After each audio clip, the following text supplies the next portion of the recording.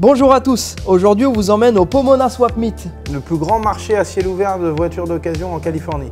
Également, on va vous montrer l'avancement sur le projet GMC 52. Bon épisode à tous.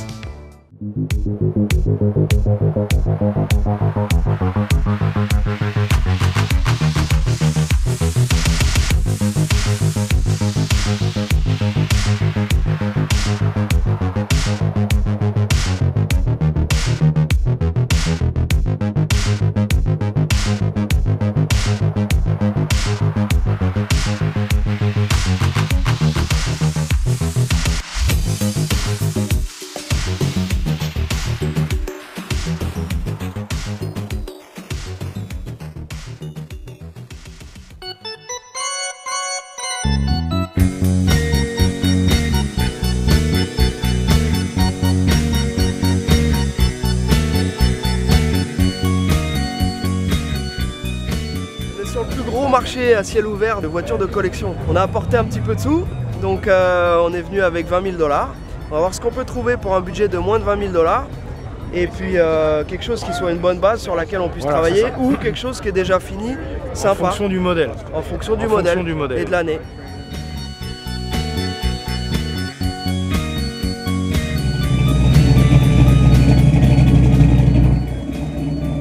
Ça c'est très très beau ça. Très bien, bien fini, beau moteur détaillé, super bon goût au niveau du choix des roues, les cragards, pile comme il faut, vraiment très belle ça. Alors ici c'est un peu particulier parce que quand on regarde une voiture, si elle est intéressante, il y a toujours pas mal de monde autour. Ce qui fait qu'il faut être rapide, il faut avoir le coup d'œil pour vérifier que la base est intéressante et que techniquement ça vaut le coup.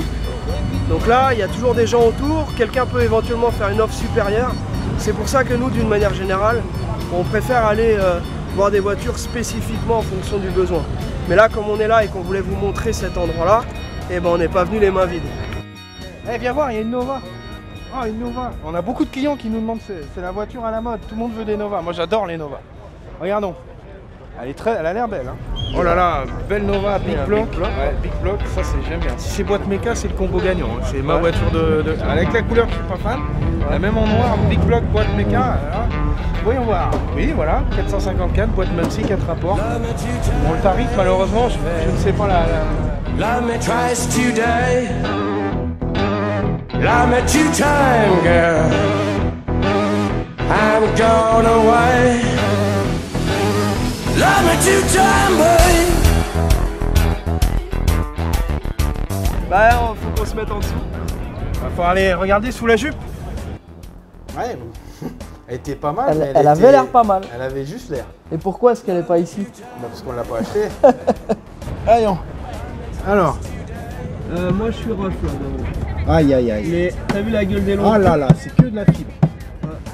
Et après avoir été un peu en plus en profondeur, là c'est le drame. On a vu camouflage à la fibre de verre. Je crois qu'il n'y a pas pire.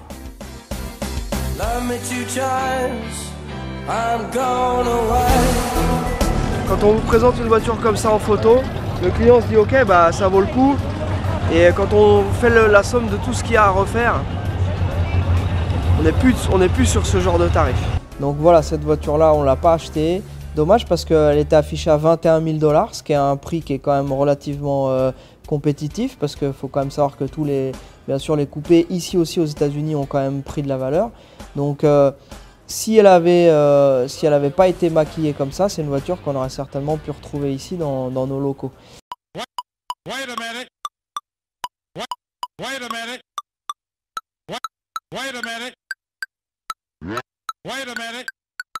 Ah, bah, tu vois, ça c'est la vraie clim d'époque. Le warm cooler.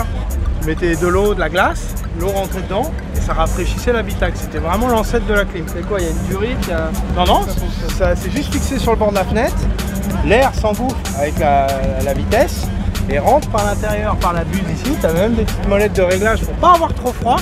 Je me demande si c'était vraiment utile d'avoir une molette de réglage. C'est assez fun, hein. C'est un accessoire, en plus ça a une bonne gueule, quoi. C'est sympa. Ouais.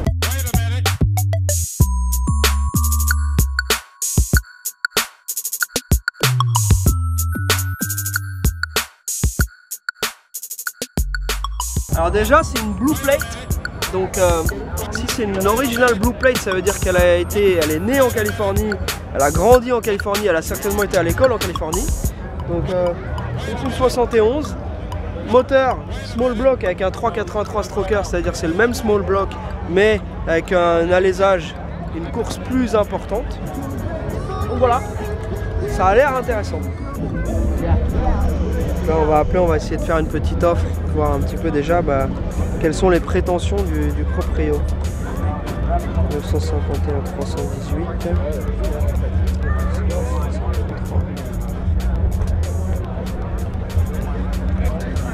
Ça se trouve il est déjà à la bière avec ses potes.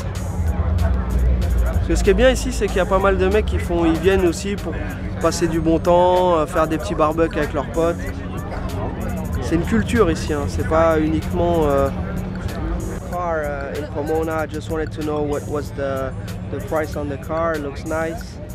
You can call me back at that number. Thank you. Voilà, ça c'est le genre de bagnole, même si on nous demande gentiment, on l'exporte pas. Donc c'est un road avec un moteur Cummins, donc c'est le 6 cylindres turbo diesel de Dodge. C'est le 5,9 litres. Bon, il y a absolument impossibilité totale et définitive de rouler avec ça sur les routes françaises. C'est impossible.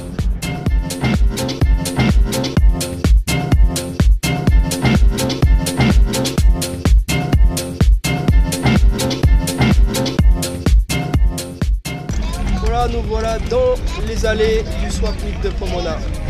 C'est vraiment cool, on peut trouver des petites voitures miniatures, de la brocante, des objets. On peut trouver aussi des habits et bien sûr des pièces auto.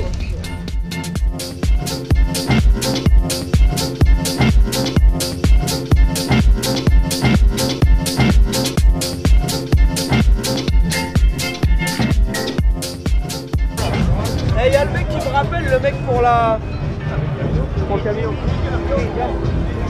Yes. Hey Scott. Yes. Yeah, this is Charlie. I left you a message. I wanted to know if you still sell that El Camino. I was by the El Camino when I called you. Okay?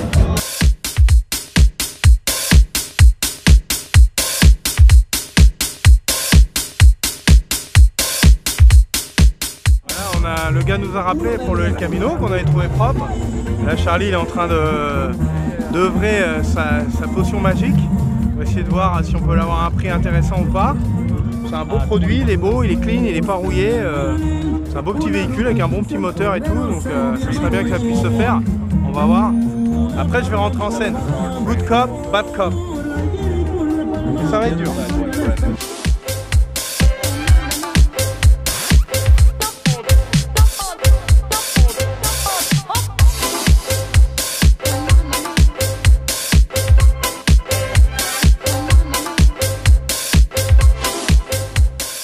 De le mettre en route pour voir si mécaniquement il est cool aussi, il est aussi bien qu'il en a l'air.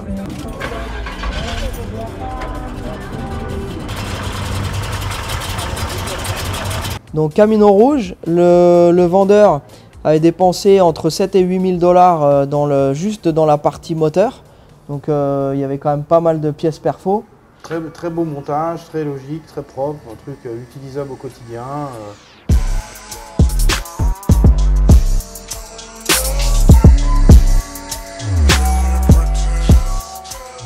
C'est quelqu'un qui a fait du drag toute sa vie, donc il sait vraiment de quoi il parle. La voiture fait presque 500 chevaux au banc. Bon, ok, on se lance ça. Allez, on essaie Allez, ça. Go.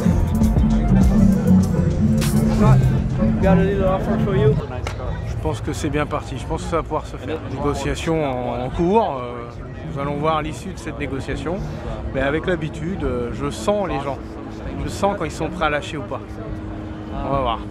Il en voulait 25 000 $, donc 25 000 $, nous on était venus avec 20 000. Il est dur en affaires le monsieur, il sait ce qu'il a. Hein.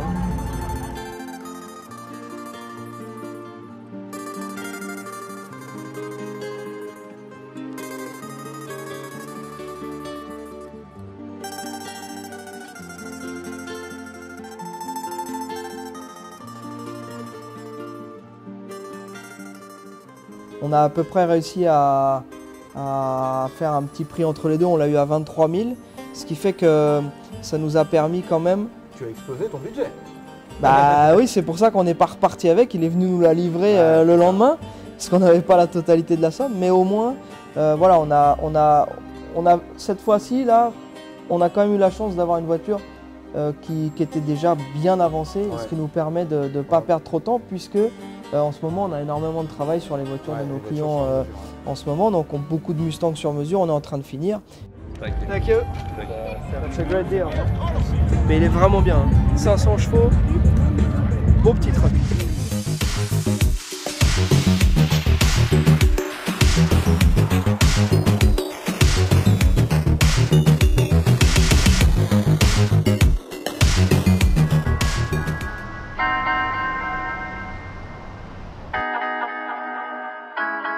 Voilà, donc la dernière fois, on avait un problème de pont, et pour compenser, j'ai mis des cales, heureusement.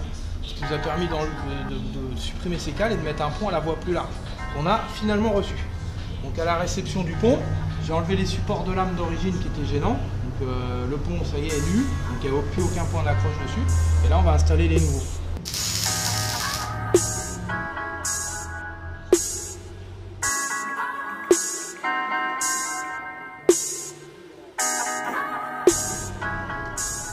Donc là, on prend les codes pour être sûr que le pont il est bien centré. De toute façon, après, c'est la barre Panhard qui va me permettre de régler le centrage du pont. Tout ça, c'est des codes. Pour l'instant, je fais qu'une mise en place, je pointe, je vais tout pointer, tout mettre en place. Prochaine étape, on va remettre la benne sur le châssis. Donc, tout ça, c'est un montage à blanc, hein, c'est pas fini. Là, tout est soudé, tout est prêt, tout est réglé. Là, on fait tout le montage à blanc. Une fois que le système de suspension est complètement monté à blanc définitivement, on redémonte tout, on dégraisse, on gratte et on peindra tout ça nickel en noir pour que ça soit tout propre. On va lui mettre des freins tout neufs, on va lui faire changer l'huile de pont, lui refaire les joints, pour que ça soit comme neuf.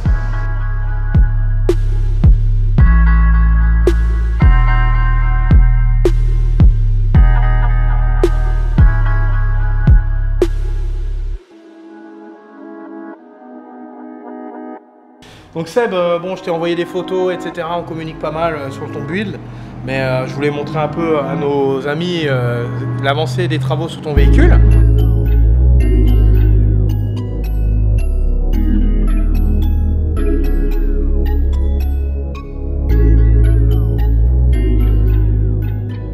Donc là, on a dû modifier également le croisillon d'arbre de transmission, parce qu'ayant changé le pont, bah, le croisillon était différent. Donc heureusement, ils font des croisillons d'adaptation entre un modèle de croisillon à un autre. Donc c'est un croisillon hybride, j'ai dû le commander, mais ça nous évite de refaire un arbre de transmission complet. Donc le croisillon est en place. La prochaine étape, ça va être de déterminer le débattement de la suspension. Et pour ça, je dois remettre la benne sur le châssis pour voir à peu près comment la roue travaille dans le passage de roue, afin que quand tu dégonfles ton véhicule, les pneus ne viennent pas défoncer les ailes arrière. Donc on va essayer de s'arranger pour qu'il soit bien droppé et que quand tu le gonfles, tu aies assez d'espace pour aller en remettre et enlever ta roue.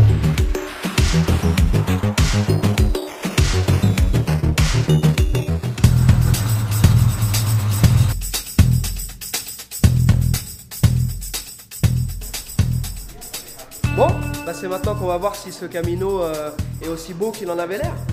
Je pense pas qu'on se soit trompé. Et là on voit bien hein, les planchers, tout ça c'est impeccable, pas une rouille, pas rien du tout, nickel. Franchement le rêve absolu. Donc cap de frein à main bien présent, ils sont pas morts, on a vérifié, hein, donc contrôle technique, messieurs les contrôleurs, nous veillons à ce que les capes de frein à main soient en bon état.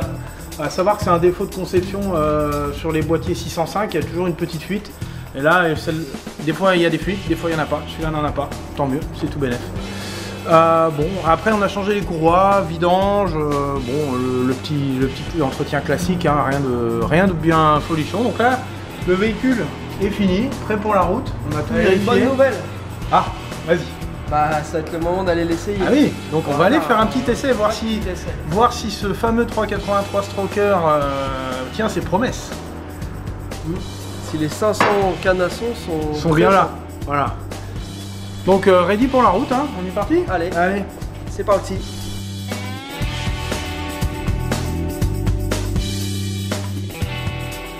dès que vous avez une route un petit peu humide, une petite route de campagne, voilà, faut quand même se méfier parce que quand le couple et la puissance débarquent sur une propulsion comme ça, surtout que celui-ci a un pont autobloquant, donc on a quand même un véhicule qui peut être joueur, mais en même temps il faut avoir le coup de volant pour le rattraper. Ça reste quand même un gros bébé. Voilà. Tiens, on va dire à notre ami Karim qu'on va faire un petit démarrage ici, qu'il se tienne prêt.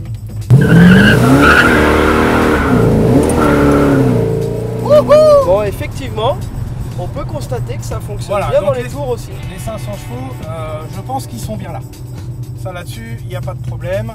Donc à utiliser avec parcimonie, hein, on voulait juste s'assurer que ce ne soit pas du bidon et que les chevaux soient bien là. Donc, en tout cas, c'est toi qui as eu la chance de l'essayer, ce Camino. Ah oui, tout à fait. Dès qu'il y a un truc puissant, c'est lui qui l'essaye. Notre client, Stéphane. Il voulait ça. Il voulait ça. Il voulait du muscle. Stéphane était un ancien champion de France de jet ski. Donc c'est quelqu'un qui est habitué à la puissance. Donc il m'avait bien dit, moi je veux un truc qui marche. Donc là, il va être content, Steph. Voilà, ça parce marche. que tu nous en diras des nouvelles.